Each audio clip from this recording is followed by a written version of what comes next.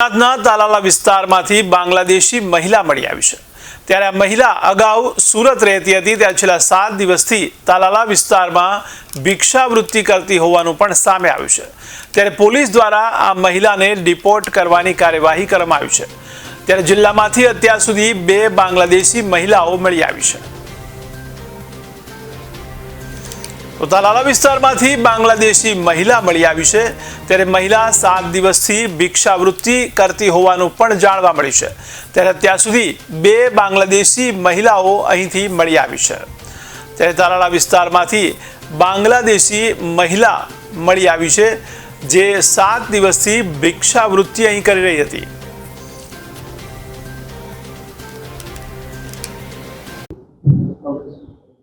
શું કહેશો ખાસ કરીને બાંગ્લાદેશી વ્યક્તિની અટક અથવા રાઉન્ડઅપ કરવામાં આવે છે, શું આખો વિગત?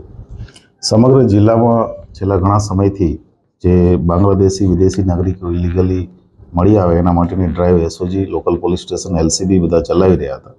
અને એ જ સંદર્ભે તલાલામાં અમને લોકલ પોલીસને અને એલસીબીને બાતમી મળેલી કે એક નિહાર બાનુ કરીને એક જે છે વ્યક્તિ એ અહીંયા ઇલીગલ બાંગ્લાદેશી તરીકે આવેલ છે। વધારે ડિટેલમાં એમની ડિટેન કરી અને પૂછપરછ કરતા એમને એ બાંગ્લાદેશના વતની છે। એમની પાસેથી અમે બાંગ્લાદેશનો પાસપોર્ટ પણ કબજે કર્યો છે। 1 વર્ષ પહેલાં ભારતમાં આવેલા 2024ની સાલમાં ભારતમાં વાપી ખાતે રહેતા હતા અને વાપીથી પછી અહીંયા એક દરગાહમાં એમને દરગાહના દર્શન કરવા માટે થઈને આવેલા। એ આધારે અમે એમને તલાલા ખાતે પકડ્યા છે। અત્યારે એમની જોઈન્ટ ઇન્ટ્રોગેશનની એક્ટિવિટી કાર્યવાહી ચાલુ છે અને ત્યાર પછી સરકારમાં ડિપોર્ટેશન માટે રિપોર્ટ કરી અને એમને બાંગ્લાદેશ ખાતે ડિપોર્ટ કરવામાં આવશે। સર, અત્યાર સુધીમાં કેટલા વ્યક્તિઓ આવી છે સુરક્ષા પકડાયા ઉના અને તાલાલા? ગીર સોમનાથ જિલ્લામાં 2 વ્યક્તિઓ, એક ઉના ખાતે એ પણ લેડી છે અને એક અહીંયા તલાલા ખાતે આ મહિલા છે।